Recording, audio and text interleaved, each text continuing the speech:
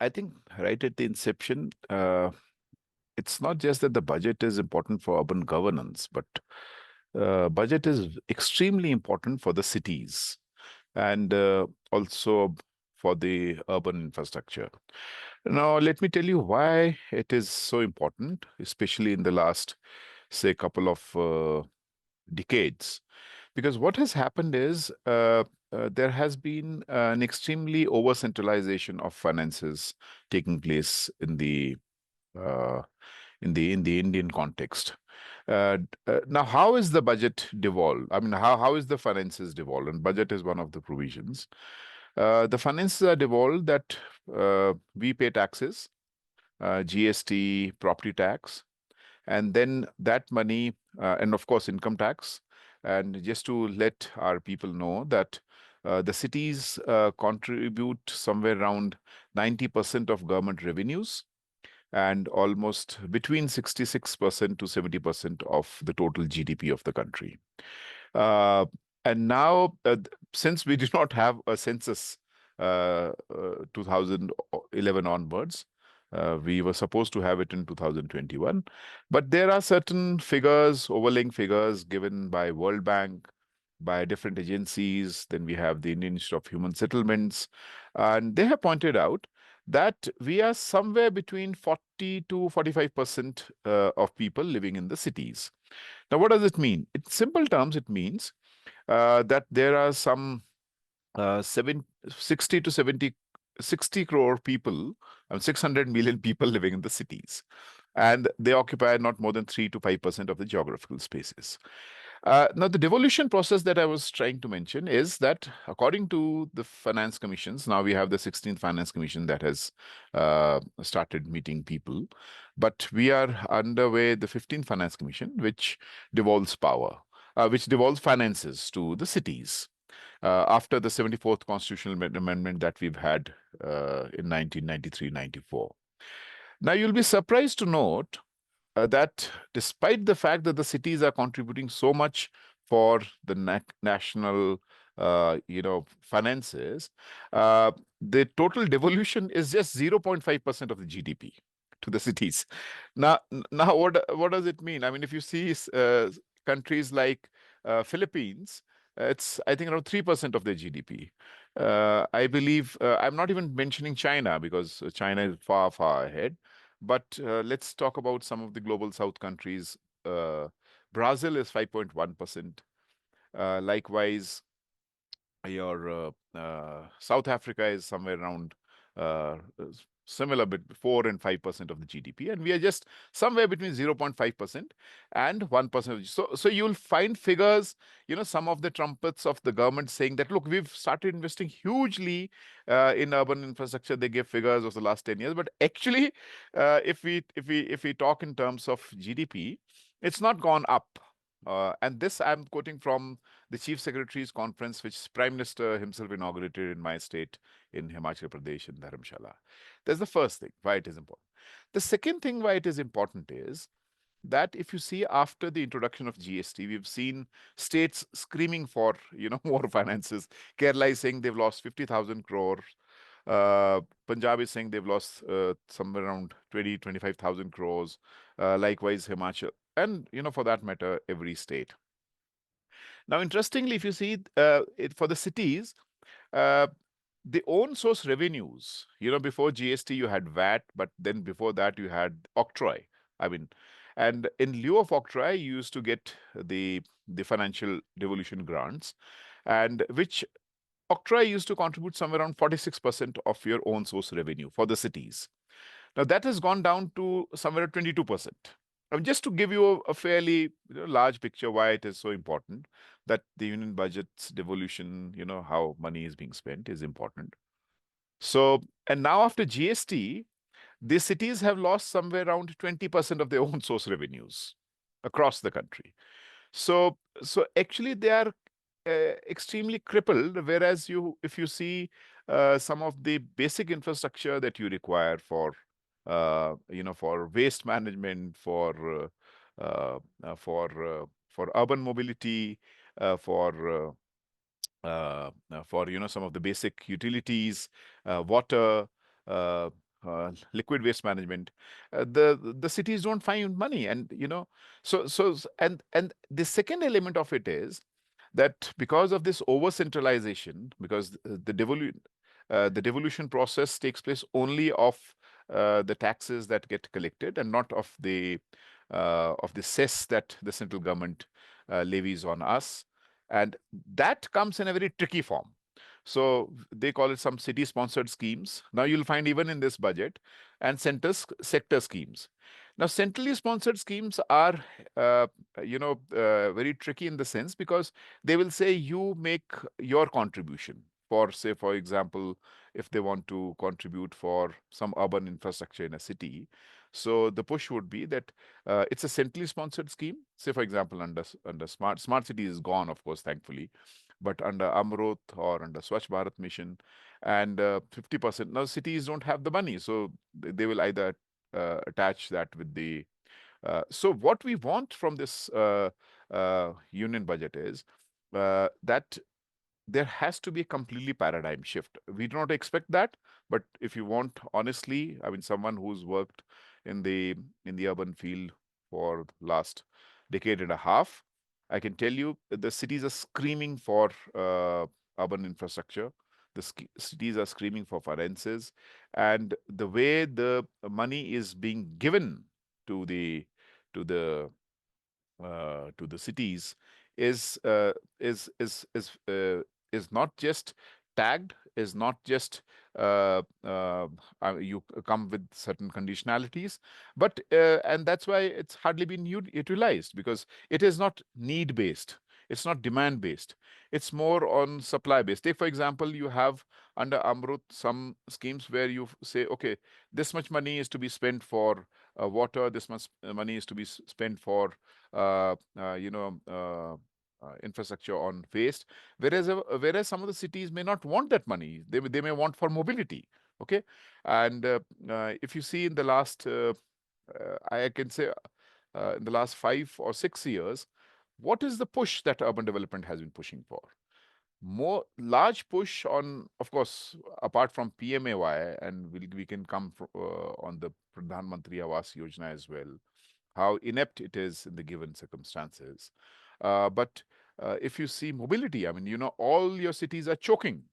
I mean, I mean, you'd never know. I mean, there is uncertainty whether it will take 2 hours or 1.5 hours to reach back home in some of the metropolitan cities. So I think mobility is a very key. I mean, so for your urban infrastructure investment, not to miss the point, I'll come to it a little later about the question of informal sector workers. I mean, why money is required in that sector as well. But if you talk about mobility, one of the single most important sectors in cities where you get so the push is your 40%, 50% of the grants on urban mobility goes for metro construction. The large tech infrastructure. Now, whether you require Jaipur requires a metro or not, likewise Kochi requires a metro or not, is that push for capital intensive infrastructure is what the union government has been doing. You require a little inverse. I would say the JNNURM was far better. At least you provided buses to the cities. Okay, you said, okay, take these. Still, if you go to into some of the towns across India, you'll find JNNURM written in that. I mean, I don't know why they're still running, but they are there. I saw those buses running in Bangalore, even in Shimla, and in many of the cities. So I think mobility has to be seen in a little reoriented way, in a little inverse way. Else, you will find large infrastructures, metros being constructed, and you won't find people in those metros. And the people still would be on the roads, and the people still would be witnessing, challenges. If someone asks me what should be the five important priorities in this budget, so far as the cities are concerned, I would say my first priority should be waste. Go to any city and your cities are stinking. And this push for capital intensive technologies, waste to energy plants are not functioning.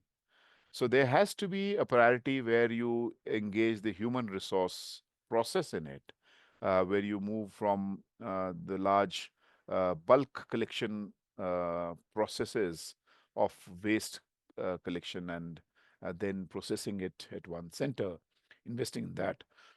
Instead, allow money for to the cities so that they can add the human resource element in it and then go for some decentralized, democratized processes. That's the first. And when I say waste, I think another element of waste has to be the whole question of liquid waste.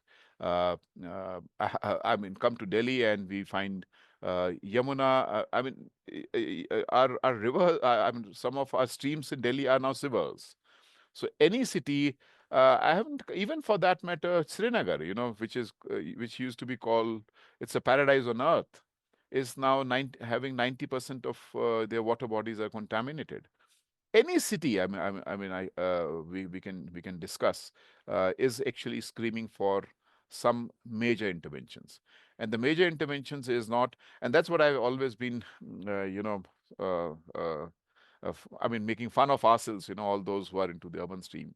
That in cities, imagine that your shit travels more than you. So because because our STPs are designed in a way which are 15 kilometers, 16 kilometers away from your toilet. So instead of this push for large STPs, what we require is more focus on decentralized waste. That's the first part. The second question, which requires immediate intervention, should be the massive migrant flows that is taking place in our cities. Imagine if we have 420 million people who are migrating from rural to urban and urban to urban, and not just that, the cities is also spreading into, it's eating up the peripheries. So there has to be a very strong element of.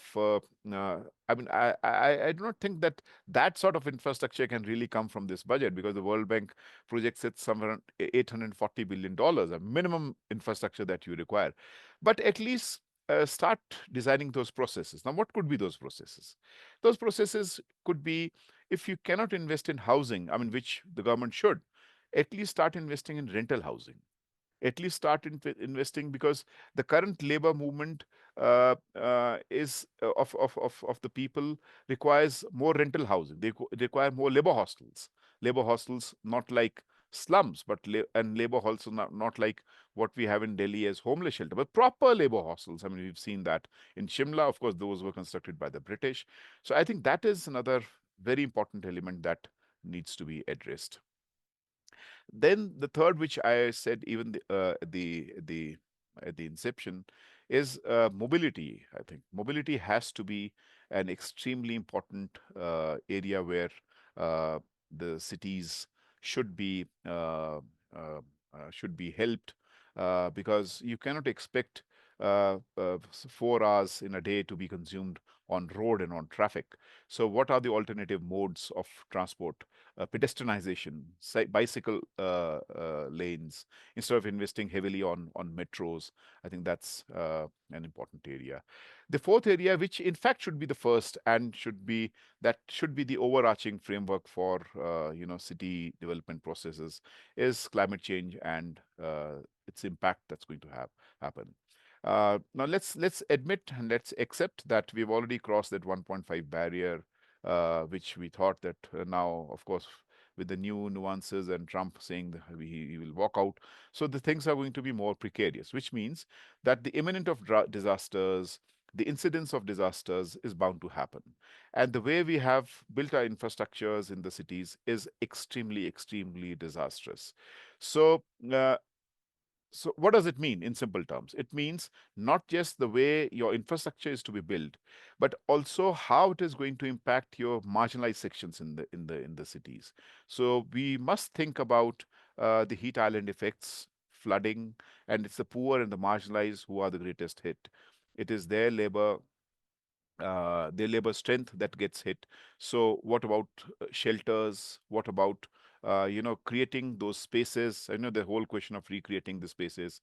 So, you require a strong urban sociological lens from this budget.